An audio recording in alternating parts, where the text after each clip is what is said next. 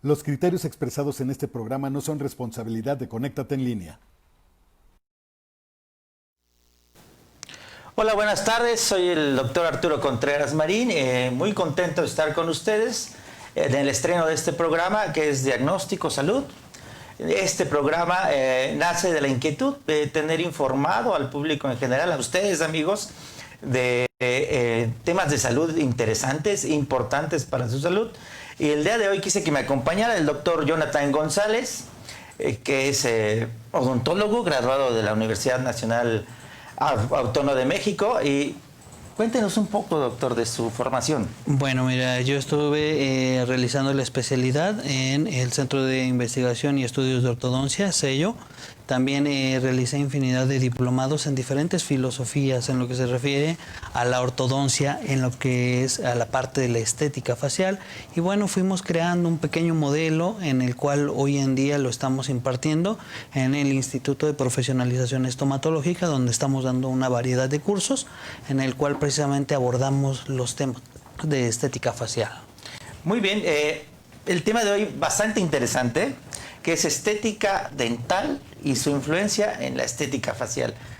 Y a mí me nace la pregunta, doctor, ¿qué es más importante, la estética dental, la estética facial o la funcionalidad de los pacientes? Principalmente uno de los motivos de consulta es la estética. Hoy en día la mayoría de nuestros pacientes van precisamente a buscar una buena estética. Nosotros como responsables de la salud buscamos precisamente dar eso que el paciente está pidiendo, su estética. Sin embargo, también nos tenemos que preocupar por la funcionalidad de esto. Y bueno, haciendo a la par este tipo ahora sí que este conjunto de disciplinas, damos solución al paciente. Digamos, para el público en general, ¿qué es más importante, la funcionalidad de su mordida o la estética? Normalmente, si encontramos una buena función, vamos a tener como resultado una buena estética. ¿Cuál es la causa de consulta número uno en cuanto a estética por los cuales acuden los pacientes a usted? La mayoría de nuestros pacientes, un 90% de los pacientes están acudiendo principalmente por la posición de sus dientes. Hoy en día en México tenemos precisamente una tasa muy alta, se les va a llamar de maloclusiones, en los cuales los dientes de las personas no están en la posición adecuada y esto les va generando obviamente inseguridad en su persona, por lo cual nos buscan para que resolvamos esa situación. Digamos, ¿cuáles son los procedimientos que se realizan en estos casos? Bueno, primero lo que se tiene que hacer es una valoración en el cual vamos a determinar que el paciente no tenga caries y tampoco tenga inflamación de las encías. Son los principales puntos que nosotros como ortodoncistas valoramos en el que se refiere al paciente ortodónticamente tratable. Posterior a esto, vamos a ver la etiología. ¿Por qué razón fue que esos dientes llegaron a ese punto? Puede ser la respiración, puede ser un factor muscular, puede ser un traumatismo o incluso una herencia genética. Ya una vez que nosotros determinamos, damos un diagnóstico, procedemos a iniciar el plan de tratamiento. Muchas veces en esto nosotros le damos una predicción al paciente para que pueda ver los resultados a futuro antes de iniciar su tratamiento. Y al término del tratamiento, nosotros entramos con un procedimiento que es la bioestética. Tus dientes ya están acomodados en la posición adecuada, entonces ahora voy a restaurar ciertas piezas dentarias en las cuales puedan llegar a tener algún desgaste o alguna forma no congruente con toda la mordida. Muy bien, amigos, en unos minutos regresamos con ustedes. Muchas gracias. No te pierdas Resurgir, todos los martes a las 12 del día con Elizabeth Sosa, el mundo de la psicología, por Conéctate en línea.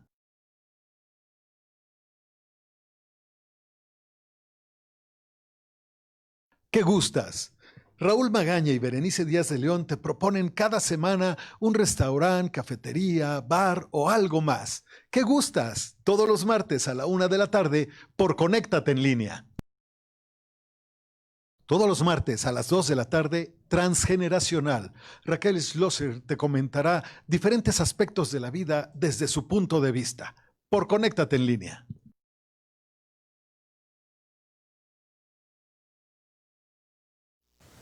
Estamos de regreso, amigos, y le damos la bienvenida al doctor Juan Jesús Lucas Jiménez. Él es médico general y urólogo, como médico general graduado de la Universidad Autónoma de México. Y cuéntanos un poco de tu vida profesional. Mira, pues yo hice la especialidad de urología en el Centro Médico Nacional de la Raza, y avalada por lo que es la UNAM, ¿no? La máxima casa de estudios. Y mi práctica privada pues la tengo en el Centro Médico de Alinde, que está ahí en Tuxpan 29, esquina con Quintana Roo, y en el Ángeles Santa Mónica, que está en Polanco, que está en Temístocles 210. Ahí me pueden encontrar y todo. Uy, pues te haces pedazos con el tráfico, supongo. Sí, ¿no? en Polanco. Está difícil el traslado, ¿no? Así es, un poco. Bueno, y cuéntenos, ¿cuál es la causa número 1 de consulta en su práctica profesional? Ok, en lo que respecta a urología, la principal como causa por la cual nos consulta, una es, dependiendo más o menos, en jóvenes, son las infecciones de transmisión sexual. Eso es casi el pan de cada día, que son las uretritis, las gonorreas y el virus del papiloma humano. Ya haciendo un poquito más adelante, tenemos lo que es crecimiento de próstata en pacientes entre 40, 50, 60 años. Y en las mujeres, pues prácticamente vienen lo que son las cistitis, las vejigas hiperactivas, la litiasis y alguna que otra infección de vías urinarias. Y ya en pacientes más grandes, más antaños, pues vemos lo que es el cáncer de próstata y el crecimiento de próstata. Muy importante lo que nos comentas. ¿Tú crees que se ha incrementado el número de pacientes que acuden a consulta por infecciones de transmisión sexual? Sí, últimamente, fíjate que yo llevo más o menos 6 años en lo que es la práctica privada, y sí ha aumentado, conforme de 3 años para acá, ya los jóvenes como que de 15, 16, 17 años como que ya acuden más a consulta por infecciones de transmisión sexual y sobre todo el virus del papiloma humano. ¿Son más jóvenes? Sí, por el inicio de vida sexual, ¿no? Y sobre todo porque la pareja va al ginecólogo. O sea, la pareja mujer va al ginecólogo y le detectan lo que es la infección de virus del papiloma humano. Entonces, prácticamente el ginecólogo ya sabe, ¿no? Siempre se va a poner o va a decir que el varón es el portador del virus del papiloma humano, y pues es cuando ya va con nosotros y le hacemos una revisión y todo eso. Pero sí ha aumentado prácticamente esto en jóvenes, 16, 18, hasta 20 años. ¿Tú crees que se debe este aumento de incidencia en enfermedades de transmisión sexual a falta de campañas de prevención, o bien es una consecuencia de mejor atención de la salud de la mujer y acudan por este motivo? ¿O qué piensas tú? Pues mira, yo generalmente pienso que sí, porque sí tiene que ver con la falta de educación sexual. ¿Por qué? Porque ahora cuando llegan a la consulta, pues le hacemos una buena historia clínica, y dentro de la historia clínica pues nosotros preguntamos, ¿usas preservativo? Y la gran mayoría dice que no. O sea, dice que no, pero también viene de la mano con factores externos como alcohol, drogas, la drogadicción y todo eso, porque generalmente el paciente tiene actividad sexual cuando está alcoholizado o cuando está drogado, ¿no? La gran mayoría, sobre todo hablando de pacientes jóvenes y adolescentes, ¿no? O sea, se trata de fines de semana locos, drogas, alcohol, bueno, desenfrenado. Jóvenes, eso es. Bueno, volviendo un poco con el tema con el doctor Jonathan, cuéntenos, ¿por qué acuden más a consulta con usted? ¿Por estética o funcionalidad? Estética, definitivamente es por estética. Los pacientes quieren verse bien, quieren sentirse bien, entonces definitivamente es por estética. Pero como le comentaba hace un momento, la parte funcional nos va a dar como resultado esa estética. ¿Cuál es el camino en la atención de un odontólogo, digamos, más dedicado a la parte estética? Acuden a consulta, le hacen un diagnóstico clínico, les pronostica más o menos cuál va a ser el resultado. ¿Y cómo hace ese pronóstico, doctor? A mí me llama mucho la atención. Oiga, doctor, ¿cómo voy a quedar después de tratarme con usted? ¿Cómo hace esa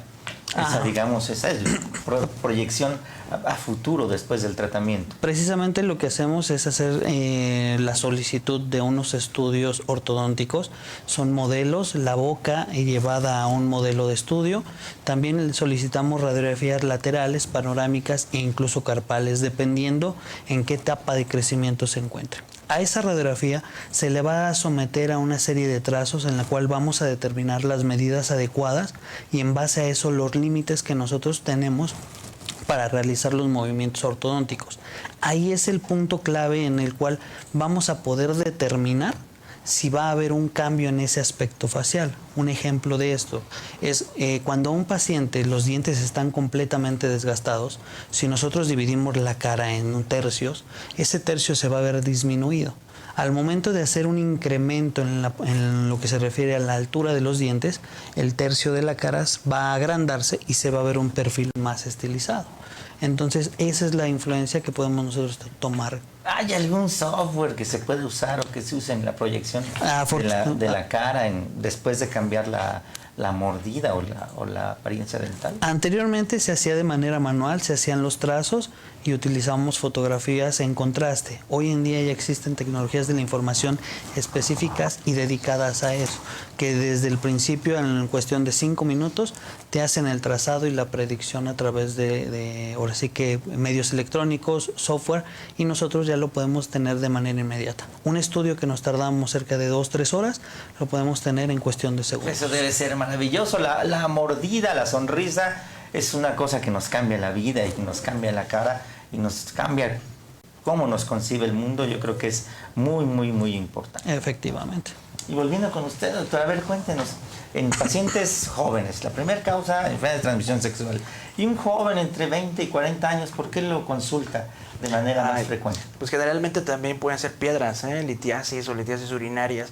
Son pacientes que generalmente no consumen agua. Ahorita como la calidad de vida está muy deteriorada, es decir, el paciente pues prácticamente se la pasa trabajando, jugando fútbol, estudiando, todo eso. Entonces prácticamente el consumo de agua, le preguntas al paciente y consume 1 litro máximo, o toma mucho refresco, o toma gaseosas. O sea, el consumo de agua, de líquidos, está muy disminuido en ese tipo de pacientes, ¿no? Sobre todo pacientes que trabajan en oficinas, que trabajan como choferes y todo eso, es muy común. La otra causa también muy frecuente es la prostatitis, es decir, se les inflama la próstata, pero tiene que ver mucho también con el bajo consumo de agua y con actividad sexual. ¿En este grupo de edad o la prostatitis es un poco un grupo de edad más mayor? No, sí, la prostatitis también se da en jóvenes. De hecho, es más común, sobre todo en 20, sobre todo en pacientes que tienen actividad sexual anal, sobre todo en personas de tipo homosexual. ¿Por qué? Porque generalmente no usan preservativo. O sea, ellos generalmente comentan que haciéndose lavados, duchas y todo eso, pues prácticamente se limpia lo que es la cavidad anal. Pero pues ya sabemos que siempre va a haber algún tipo de bacteria que va a quedar ahí. Entonces, pues no usan preservativo y pues pum, ahí va la infección, y generalmente donde al final del día donde va a llegar la bacteria, pues es en la próstata. Y respecto a los pacientes más jóvenes, bueno, quien no ha sentido un cólico renoureteral no sabe lo que es el dolor, ¿verdad? Entonces, claro. ¿Cómo llegan con usted, doctor? Con el agudo, con el cólico renoureteral, que debe ser horrible. Pues, bueno, los he visto con un dolor horrible. Cuentan que es un dolor horrible. Yo no lo he tenido, pero sí se ve la expresión de los pacientes. Cuéntame, ¿cómo llegan? ¿Después o en agudo? Hay dos tipos de pacientes, ¿no? Hay un tipo donde sí llega, como dice usted, con un dolor agudo, o sea, un dolor que la piel está atorada en ese momento y le da un dolor que no se le quita con nada. O sea, doctor, vengo porque me duele mucho la parte posterior de la espalda, se me va hacia la pierna, es un dolor que se puede ir transmitiendo hacia los genitales o hacia la parte anterior del abdomen, ¿no? Entonces, ya lo revisas, le hacemos ultrasonido ahí en el consultorio, detectamos que está dilatado y pues prácticamente va a urgencias, tomografía. Y ahí está la piedra, ¿no? Ese es el tipo de paciente que llega en agudo. Hay otros pacientes que no les dan dolor. O sea, hay pacientes que dicen, es que nada más tengo como una punzada, un piquete ahí en la espalda, lo tengo desde hace 3 años, no se me quita, me dan analgésico, me dicen que tengo otra cosa y todo, ¿no? Le haces un ultrasonido igual y ya le mandas a hacer una tomografía, que es el estándar o el gold estándar para detectar el 99.9% de la litiasis, ¿no? Y ¡pum!, aparece ahí la piedra y parece como un riñón que está dilatado y que tiene inflamación. ¿En qué tipos de pacientes pasa esto? En pacientes diabéticos, que pues prácticamente el dolor como que está muy alterado.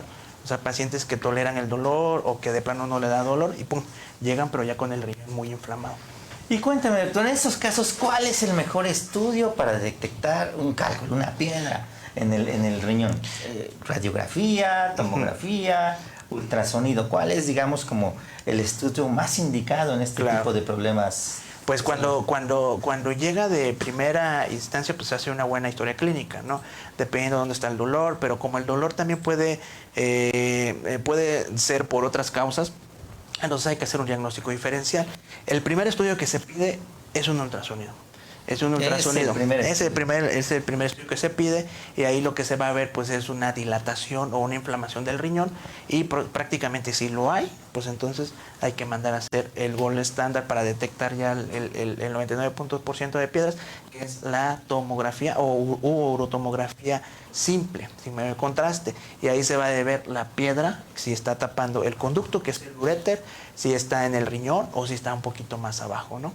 Y ya con eso, pues ya, dependiendo de qué posición esté la piedra, pues va a hacer los diferentes tipos de tratamientos. Y una pregunta, doctor, porque nos está escuchando público en general, que me gusta mucho que estén informados, y también médicos, seguramente en formación o médicos generales.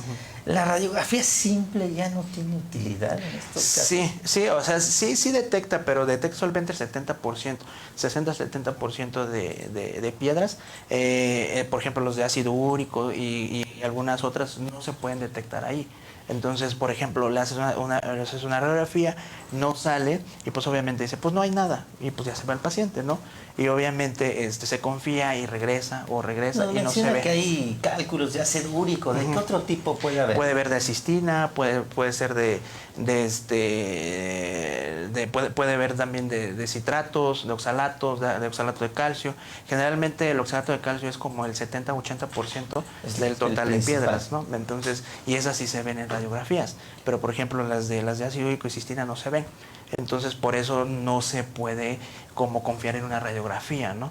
Y bueno, tengo una pregunta para los comedores, los amantes de la carne. Solo los pacientes que tienen gota declarada clínicamente pueden tener piedras de ácido úrico. Sí, de hecho sí hay que hacerle un sobre todo eso, o al revés, los pacientes que producen piedras muy crónicas o muy frecuentes, hay que hacerle un estudio metabólico.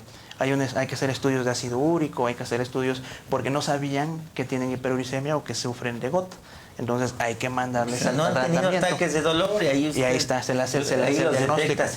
O viceversa, ¿no? Pacientes ya diagnosticados y que presentan un dolor de tipo lumbar o algo en la parte de la espalda, pues ahí está, hay que hacerle un buen diagnóstico para darle un buen tratamiento. ¿Y la tomografía cuál es es al final o es para programar o es para cierto grupo de pacientes que tú seleccionas? Pues generalmente la tomografía se pide cuando ya hay si viene en agudo y no tolera sobre todo algún ultrasonido o hay que hacerlo rápido, se pide la tomografía y listo.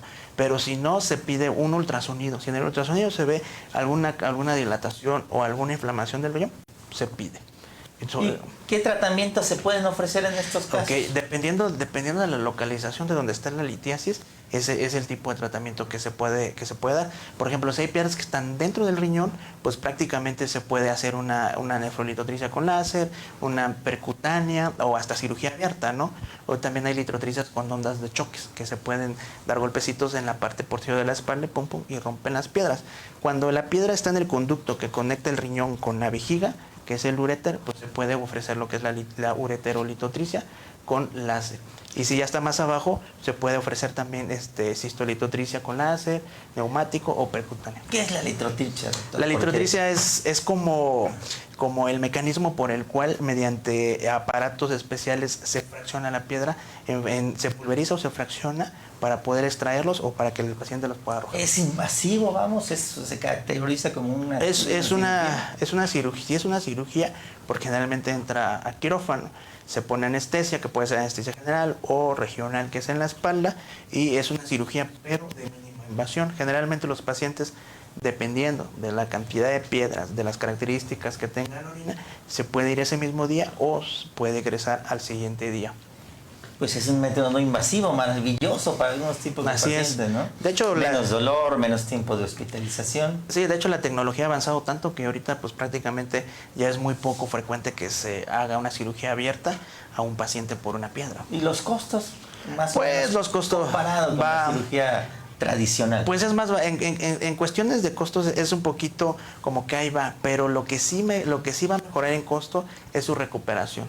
menos estancias hospitalarias, menos manejo del dolor, menos comprar analgésicos, la recuperación es rápida, puede incorporarse rápido a sus actividades, menos incapacidad. Entonces, hablando en términos generales, una cirugía de mínima invasión es totalmente más barata que una cirugía abierta. Ok, por los costos asociados, ¿no? Así es. Bueno, pasando un poquito del tema de dolor agudo, del cólico renal-ureteral, cuéntanos, doctor, una cosa más amena, ¿no? Lo que es la cara y la expresión facial. ¿Quién lo busca más, las mujeres o los hombres? En este caso, las mujeres son las que hemos entendido que es la principal factor psicológico en el cual se va a preocupar la mujer. ¿Qué va a pasar? Muchas veces en cuestión de la forma en la que masticamos, la mujer tiene mayor tendencia a una maloclusión. ¿Por qué? Porque la musculatura puede llegar a ser más débil. En este caso, bueno, la mujer va a ser la que nos va a acudir con nosotros para principalmente buscar la sonrisa perfecta.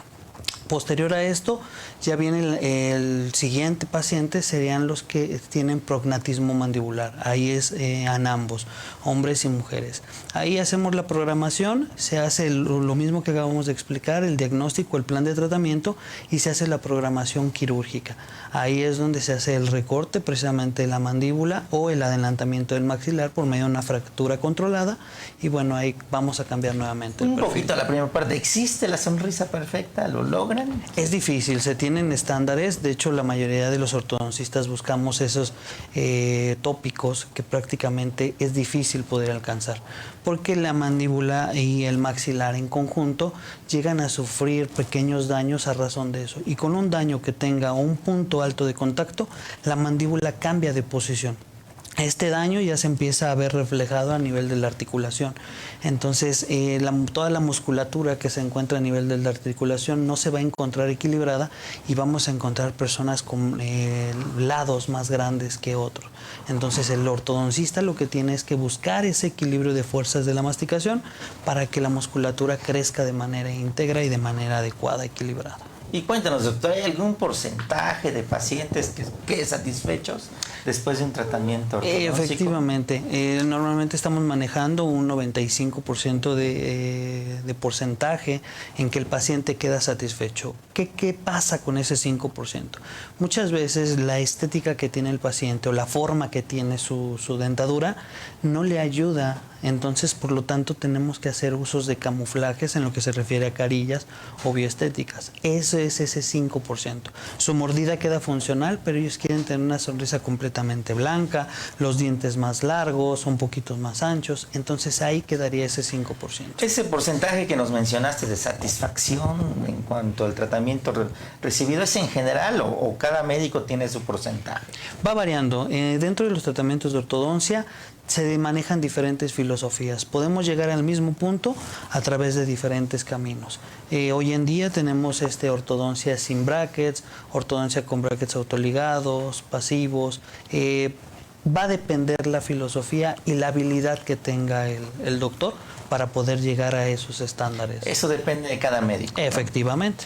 Y presúmenos, doctor, ¿cuál es tu porcentaje de satisfacción? Normalmente estamos, como te comento, manejando el 95, entre 95 y 98% de satisfacción. Es alto, ¿no? Es un porcentaje alto. Entonces, esto tiene que ser en conjunto. Cuando llega el paciente solamente me pide sus dientes derechos, pero tengo que visualizar como que no nada más estoy tratando dientes, sino músculos, huesos, ligamentos, articulación, todo eso para poder... Y las expectativas de mi paciente.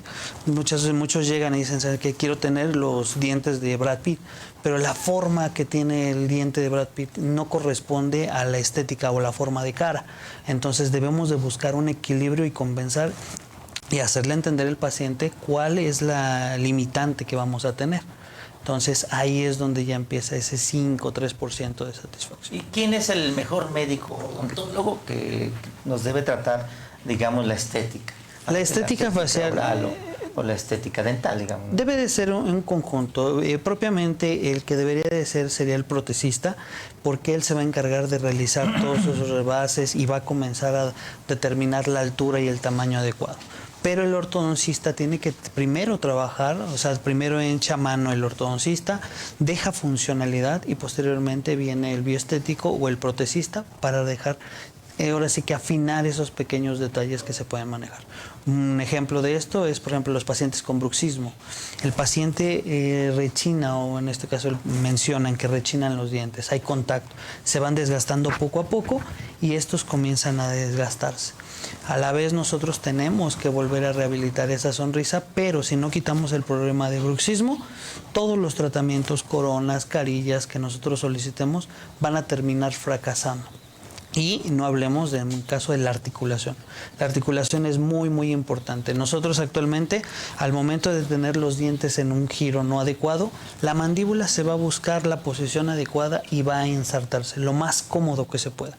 Si nosotros no tratamos esa articulación, la mandíbula va a estar perdida. Los problemas de la articulación, doctor, los compartimos y vamos a compartir. Efectivamente. Cuando uno no muerde bien y la articulación está fuera, nos produce dolor de cabeza, dolor de oído, o dolor miofacial, que a veces puede ser hasta el hombre, o a veces piensan los pacientes que hasta tienen una distonía por la posición anómala de la musculatura, ¿no? Y pequeños detalles, tan simple como no tener una pieza dentaria, va a afectar completamente. El hecho de un canino, por ejemplo, un diente es potente. Nos comentaste de algo de prognatismo. ¿Qué es el prognatismo? Cuando el crecimiento del hueso rebasa los límites acordados en relación maxilar-mandíbula. ¿Qué es esto? Puede ser que la mandíbula se vaya hacia adelante, tenga un crecimiento hacia adelante y hacia arriba. Entonces va a salir muchas veces los apodos que se pueden llegar a generar, ¿no? Mandíbulas salidas, mandibulino, quijadita, mandíbula de vigitorio. Entonces hay infinidad de, ya me ha llegado de todo, ¿no? Entonces ese aspecto también lo tomo en cuenta. Incluso dentro de la historia clínica tenemos un apartado que dice algún apodo. ¿Qué les haces? ¿Les cortas el hueso? Si es necesario, en lo que se refiere, se canaliza con el cirujano maxilofacial. Pero primero tenemos que alinear los dientes y acomodar para que cuando venga el cirujano y haga, ahora sí que la cirugía ortognática, mueva los huesos de tal manera que embonen al 100%. Se produce un ferolizado de aproximadamente 6 meses a 1 año. ¿Es frecuente que veas pacientes con acromegalia, es decir, pacientes con gigantismo por secundario, un tumor productor de hormona del crecimiento? Es poco frecuente. Esto lo están tratando más a nivel hospitalario. A nivel clínica sí pueden llegar, podemos hacer el tratamiento y ahí tendremos que buscar la manera precisamente de compensar a los tamaños. Nos basamos mucho en la proporción áurea, entonces ahí vamos a determinar y en su diagnóstico, su análisis radiográfico nos va a dar su plan de tratamiento. Muy bien, doctor. Ya nos presumió el doctor su porcentaje de efectividad y de satisfacción de los pacientes en estos casos. Bueno, pero eso es... hay especialidades grises, especialidades blancas. Yo creo que él está en una blanca que puede proporcionar felicidad. Pero ¿qué edad tienes, doctor? Yo tengo 44 años. Bueno, tú no tienes ese problema. Yo sí tengo más de 40 años, ¿no? Cuéntanos, ¿cuándo es cuando debo empezar a preocuparme por el cáncer de próstata? Pues mira, el cáncer de próstata, bueno, hablando en general de la próstata, ¿no? La próstata lo podemos dividir como en 2 tipos de enfermedades generalmente. Una que es enfermedades como benignas, ¿no? Entre ellas están el crecimiento de próstata, que a todos los varones nos va a pasar, de los 35 para adelante nos va a empezar a crecer la próstata. Pero no a todos nos va a dar síntomas, ¿no? Va a depender tanto de los cuidados, del consumo de alcohol, líquido, grasas, irritantes, todo eso, ¿no? Prostatitis e infecciones, ¿no? Entonces, y del otro lado viene lo que es el cáncer de próstata. Aquí el cáncer de próstata va a depender de 2 grandes cosas. Una, factores genéticos y factores como ambientales, ¿no? Si tienes algún familiar que tuvo cáncer de próstata, sobre todo antes de los 40, 50 años, entonces hay que ir a checarse antes de los 40. ¿Por qué? Porque se llama un cáncer hereditario y que puede desarrollarse o presentarse antes de los 40 años. Entonces hay que ir a checarse. Pero si no tienes ninguno de estos factores, generalmente puedes empezar a los 50, 55 y hasta los 70, 75 años, que son lo que las guías prácticas clínicas dicen que es el periodo en el cual se puede ofrecer un tratamiento adecuado y curativo para el paciente. Ya me espantaste, doctor. A ver, ¿da síntomas? ¿No da síntomas? ¿Cuándo debe un hombre mayor de 40 años acudir a verte, hacer una visita al consultorio? En el caso de que presente síntomas, en el cáncer de próstata no da síntomas. Como en cualquiera de todos los cánceres, ninguno va a dar síntomas, ¿no? O sea, no te das cuenta. Entonces, ¿por qué en todos los cánceres hay, como dice, prevención oportuna del cáncer? Porque hay el mes rosa. En el caso del varón, pues hay un mes azul también, que en este caso es en noviembre, ¿no? Y es cuando supuestamente hay una campaña grande para que el varón se cheque lo que es el cáncer de próstata. Bueno, hay algo que se llama pesquisa. Esa pesquisa es para detectar tempranamente el cáncer de próstata. Y eso le digo, si tienes antecedentes de cáncer de próstata, es decir, papá, hermano, abuelo o alguien que le dio cáncer de próstata antes de los 40, entonces si no presenta síntomas hay que ir. ¿Por qué? Porque hay que prevenir. Si no tienes ningún antecedente hereditario, entonces hay que checarlo a partir de los 50, 55 años hacia adelante. Eso hablando de cáncer de próstata. Hablando del crecimiento de próstata, que ese sí da síntomas, hay que checarlo cuando empiece, por ejemplo, el paciente dice o refiere, ¿sabe qué, doctor? Empecé a orinar más delgado. Antes orinaba grueso, ¿no? Y antes pues yo orinaba 2 metros, ¿no? Le ganaba yo a los chavitos y pues competíamos y llegaba hasta la pared, ¿no? Ajá. Y ahora no, doctor, ahora tengo que sentarme como señorita para orinar. O agarro y llego y pum, me estoy orinando mis zapatos, ¿no? Pujo para orinar, me levanto a orinar, me arde el orinar. Entonces, todos esos son síntomas de crecimiento de próstata o de alguna alteración. Entonces, comúnmente es cuando hay que checarse. Pero eso tiene que ver mucho con problemas de crecimiento de próstata. Ok, muy bien. ¿Y cuál es el estudio de pesquisa, doctor? ¿Qué nos hace? Bueno, para detectar eso hay que hacer varios estudios. Generalmente se pide lo que es el famoso y el llamado antígeno de próstata. El antígeno de próstata, pues ya sabe que se descubrió a partir de los 80 y a partir de los 80 para allá, pues se ha venido utilizando y se ha descubierto infinidad. Por eso aumentó como la detección y las cirugías para el cáncer de próstata. El antígeno de próstata es un marcador que se detecta o que se empieza, que lo normal es de 0 a 4, ¿no? Si tiene de 4 hacia arriba hay que tener cuidado.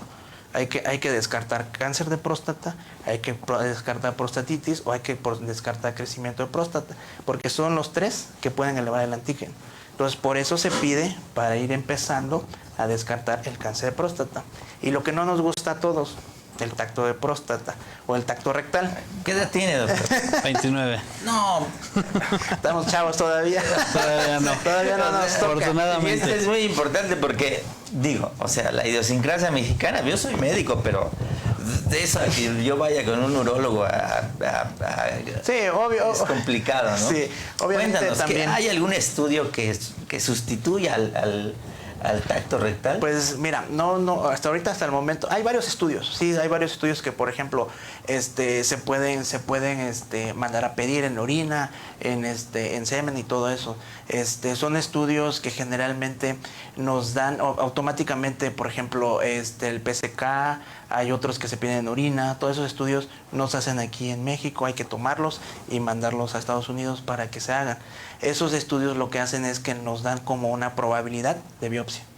O sea, si dices, ¿sabes qué? Salió alto, bueno, hay que tomarle biopsia y ahí ya no te quitas automáticamente. Aunque la biopsia también es introducir un aparatito a través del recto y tomarle biopsia. Al final de cuentas, pues lo puedes hacer bajo anestesia, ¿no? Entonces el paciente no va a sentir, ¿no? Pues que nos cuente algo el doctor para animar. ¿Qué harías para que más hombres, más jóvenes cada vez, vayan a checarte contigo a hacer un tacto rectal? Pues, o de plano hay algo que sustituya al tacto rectal. Pues no a todos se les hace como el tacto rectal. Hay que según tu experiencia o según cómo vayas analizando el caso, vas como sugestionado a que sí le puedes hacer tacto, ¿no? Si un paciente tiene un antígeno de 0 y nunca alza, pues son pacientes que, y si no tiene antecedentes hereditarios y todo eso y lleva una vida sana, pues muy probablemente no lo voy a dar, ¿no?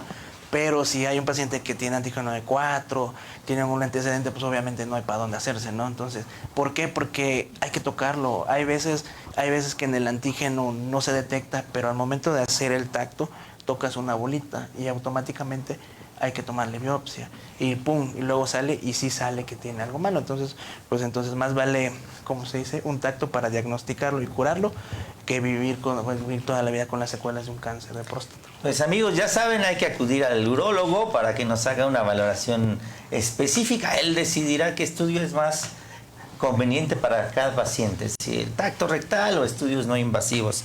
¿A partir de qué edad?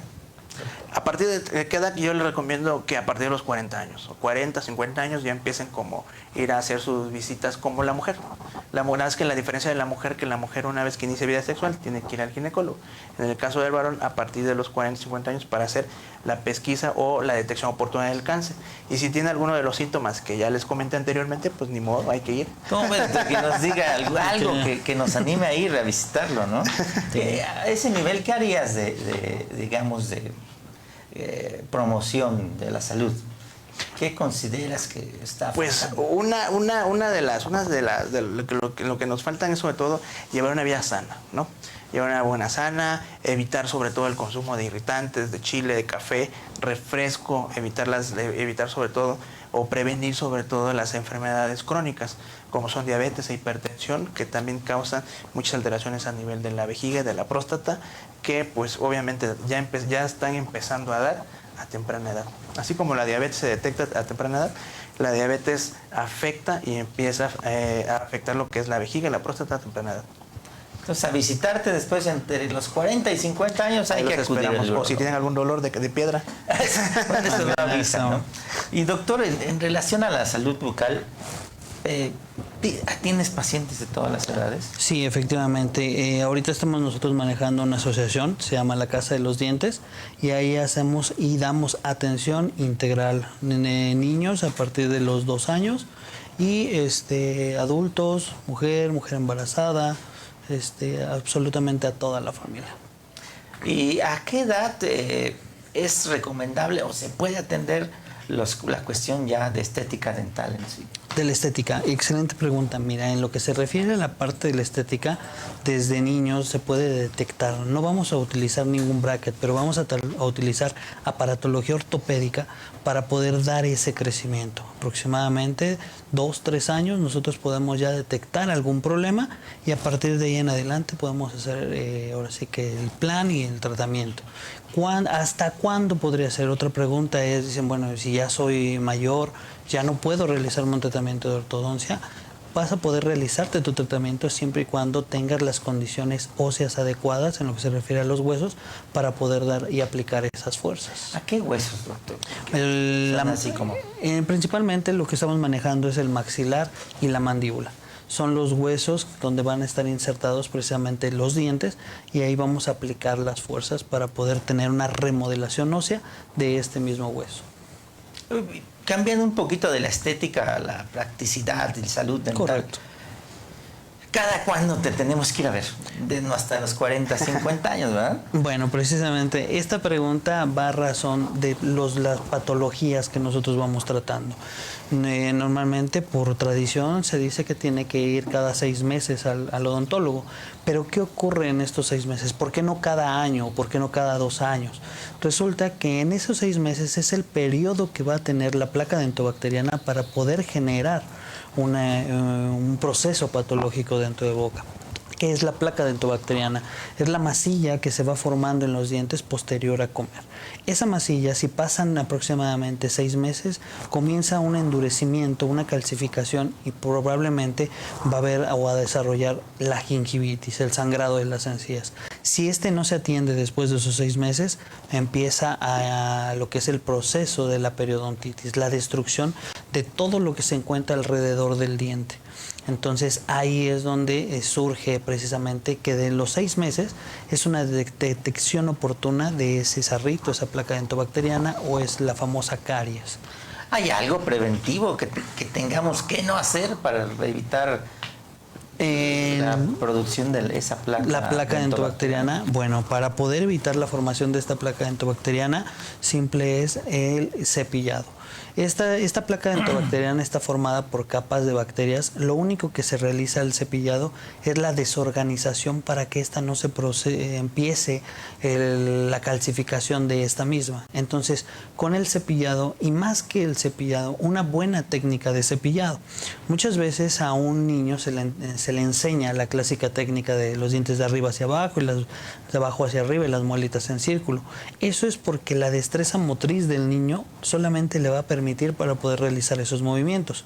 De acuerdo a conforme se va desarrollando esa destreza, vamos ocupando diferentes técnicas, diferentes tipos de cepillos para poder hacer esa limpieza o esa higienización precisamente de la boca. Y bueno, de ahí empieza a surgir toda la mercadotecnia y todos los tipos diferentes de cepillos. Hoy en día se manejan los cepillos electrónicos, que esos cepillos electrónicos fueron diseñados para quien no tenga la capacidad motriz de poder realizar un cepillado.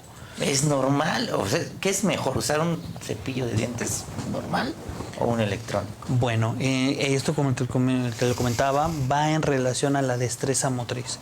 Por ejemplo, una persona que no pueda tener los movimientos adecuados de la mano, del codo, de la muñeca, entonces vamos a ocupar o a mandar a prescribir un cepillo electrónico.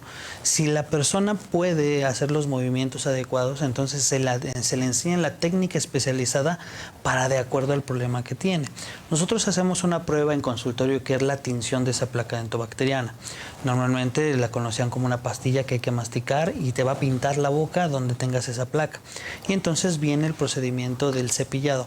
De acuerdo al odontólogo donde detecte la formación de placa, es el auxiliar que te va a mandar. Puede ser un cepillo blando, un cepillo rígido, un cepillo interdental, puede ser hilo dental, un enjuague, etcétera. Ya tendrán los criterios adecuados para mandar esa prescripción. Doctor, y se me ocurre, porque yo manejo pacientes con problemas de motricidad, ¿un paciente con enfermedad de Parkinson será adecuado que use un cepillo electrónico? Podría, efectivamente, sería una indicación precisamente o una asistencia en este caso, un familiar que ayude a realizar ese cepillo para no causar alguna molestia o algún malestar o incluso alguna lesión. ¿Y eso ya lo tendrías que ver tú en consulta con...? Sí, efectivamente se hace la valoración. Si en este caso el paciente tiene la destreza para poderlo hacer, el cepillo electrónico sería el más adecuado. Hoy en día se están manejando alternativas, cepillos ultrasónicos, cepillos electrónicos, rotatorios, depende. Cuéntenos de eso, doctor. ¿Qué es un ultrasónico? Un ultrasónico. Yo uso mi cepillo normal, ¿no? Perfecto. No había escuchado de un cepillo. Precisamente cuando no se tiene la destreza o no se tiene la posibilidad de poder hacer un tallado mecánico, es una pequeña paleta que va a ir insertada entre los dientes y va a causar microvibraciones. Estas ultra o microvibraciones van a hacer que esta placa dentobacteriana se cae de precisamente la superficie dentaria.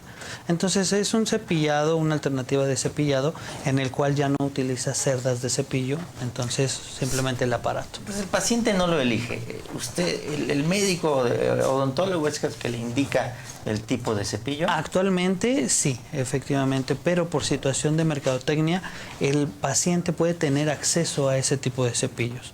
Entonces los cepillos están diseñados de manera anatómica para que puedan ser bien sujetados, pero sí nosotros seríamos los que prescribiríamos el adecuado cepillo para determinada técnica y determinado paciente a cuál problema se tiene que atender. Es importante no hacerle caso a la moda, a la mercadotecnia, sino acudir a su médico. Efectivamente, una muy buena técnica de cepillado especializada para cada uno de los pacientes. Y doctor, ¿qué nos puedes comentar después de una cirugía de próstata? El resultado, el doctor tiene el 98% de satisfacción. ¿Qué nos comentas respecto al miedo de cualquier paciente mayor de 40 años al operarse de la próstata, de incontinencia urinaria o bien disfunción eréctil? Ok, mira, en el caso de la cirugía de próstata, pues igual como anteriormente te había comentado, pues hay dos tipos, ¿no? Para cirugía, o más para dos tipos, ¿no? Que es para crecimiento de próstata y para cáncer de próstata, ¿no? Para cirugía de crecimiento de próstata que da síntomas y es muy incómodo y son pacientes que generalmente usan sonda y todo eso, el resultado va a depender mucho también. principalmente si trae sonda, del tiempo que usó sonda, el tiempo que ha estado tapado, es decir, orinando bajo los efectos obstructivos de la próstata, y el otro resultado va a ser mucho de la técnica, ¿no? En el caso hablando de sonda y de tiempo muy prolongado con efectos de la próstata, pues es común que el paciente quede con un poquito de hiperactividad, es decir, la vejiga puede contraerse a veces muy frecuentemente y el paciente va a orinar muy frecuente. Entonces, para eso se controla. Hablando de incontinencia y de disfunción, es muy raro en este caso de cirugías. Casi estoy hablando que un paciente de un porcentaje de 0.9% de pacientes que pueden quedar con esto, ¿no? Va a depender mucho de técnicas quirúrgicas y todo. En contraparte, lo que es de la cirugía para cáncer de próstata, en ese sí va a haber un porcentaje alto de incontinencia y de disfunción eréctil. Va a depender mucho de la técnica también. Ahorita actualmente hay cirugías con robot para cáncer de próstata. Hay cirugía laparoscópica y la cirugía convencional. Entonces, ¿cuál de esas tres tiene mejores resultados? La cirugía con robot, igual que la cirugía laparoscópica. Entonces, en hay un porcentaje muy bajo de que queden con incontinencia. Estoy hablando de un 10% más o menos, en comparación con cirugía abierta, que hay un porcentaje como de un 20% que pueden quedar. Ese porcentaje relativo va a depender también mucho del cirujano y de la técnica que use. Claro, con la modernidad es... Eso es una cirugía, pues hablando de terrenos bastante oscuros para el hombre, pero estoy muy contento de recibirlos, Héctor, Jonathan, Jesús. Estoy muy contento de recibirlos a nombre de Conéctate en Línea, de todo el equipo, el señor Rafael Bakulich, de BIM Agencia. Estamos contentísimos de tener un programa con esos temas tan importantes y tan necesarios, porque si vivimos en el mundo de la información, también vivimos en el mundo de la desinformación. Gracias, bienvenidos, y no se pierdan la oportunidad de ver todo lo que saben estos doctores que tan generosamente nos comparten y nos van a compartir en su programa Diagnóstico Salud. Bienvenidos. Gracias. Pues yo nada más me metí aquí de metiche, pero los dejo ya para que se despidan. Ya se nos acabó el tiempo y bienvenidos. Muchísimas gracias. Gracias. Bueno, compártanos sus contactos, doctor, por favor. Claro que sí. Nosotros en el teléfono nos pueden ubicar en el 63 53 29 83 y tenemos 5 clínicas diferentes de la Asociación de la Casa de los Dientes donde nos pueden ubicar. ¿Tus redes sociales, doctor? Claro que sí, nos pueden encontrar como la Casa de los Dientes y como mi perfil, Jonathan Bermúdez. Y doctor, pues usted y yo somos vecinos. Somos vecinos, pero compártanos sus contactos. Claro que sí, doctor. pues mira, como ya comenté al principio, estoy en 2 hospitales, que es el Centro Médico del INDE, en el consultorio 803, 8º piso. Estoy de lunes a viernes, de 9 de la mañana a 2 de la tarde y de 7 de la noche a 8:30 de la noche. El otro consultorio está en el Ángel de Santa Mónica, que está en Temístocles 210, en la colonia Polanco, y ahí estoy también de lunes a viernes de 12:30 a 2:30 de la tarde, todos los días. Y en las redes sociales me vas a encontrar como urólogo Juan Jesús Lucas Jiménez, en el Instagram también como urólogo Juan Jesús Lucas Jiménez, y en el Twitter también como urólogo Juan Jesús Lucas Jiménez. Y pues si puedes buscarme también en el Google, también me aparezco como urólogo DF y urólogo Juan Jesús Lucas Jiménez. Pues muchas gracias, doctores, por estar con nosotros. Un gusto estar con ustedes. Los esperamos el próximo miércoles a la misma hora y lugar para otro programa con temas más interesantes. Muchas gracias.